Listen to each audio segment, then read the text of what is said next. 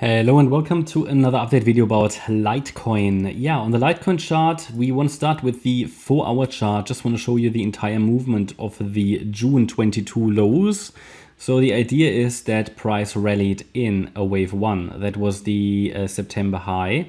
Then it moved down in a wave 2. A third wave rally. A fourth wave, that was the expected triangle, which then also broke to the upside in a wave 5. So we could technically say we have 5 waves up with this high on the 4th of July. Am I happy with it? No, the 5th wave would have been very, very short. But technically we have 5 waves up. That takes us directly to the two scenarios that we have. The primary scenario though would be to extend further.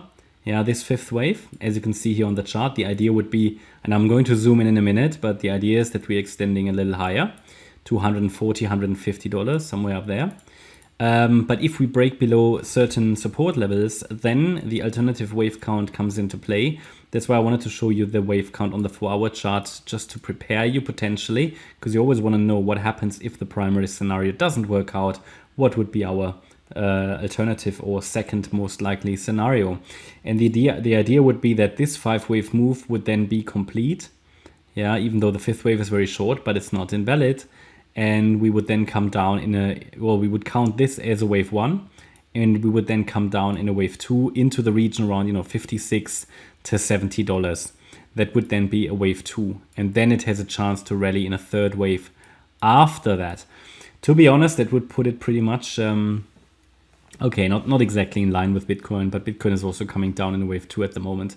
It just depends on which support level is holding now, right? There is a very clear objective level that we can take a look at. In the primary scenario, as I just showed you, I would expect it to escalate higher.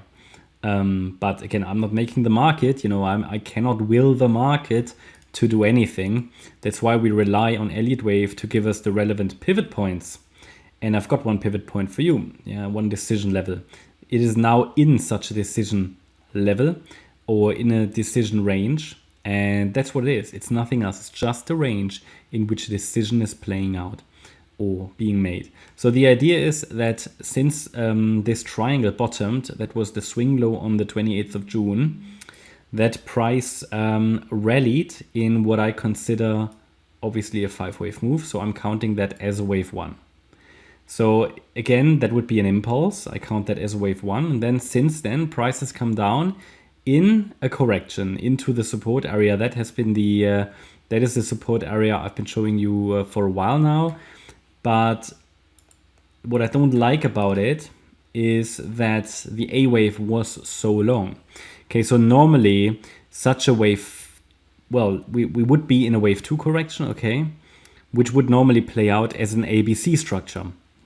Now, the problem with such an ABC structure is that if the A wave is already very deep, the C wave is running out of space. Because what is our make or break point for further continuation? Well, it's the beginning of wave 1. That is the official invalidation point, make or break point, 81.77. A break below that level will likely send it down into the alternative wave count. However, there is a level below which the probabilities for a failure increase, and that is 88.93. And below that, probabilities increase even further, which is below 85.59. Okay, so there are a few levels that give us additional warnings. The problem is always that the C wave stands normally in a certain relationship to the A wave. So A, B, C. You want the C wave normally the same length as the A wave, roughly.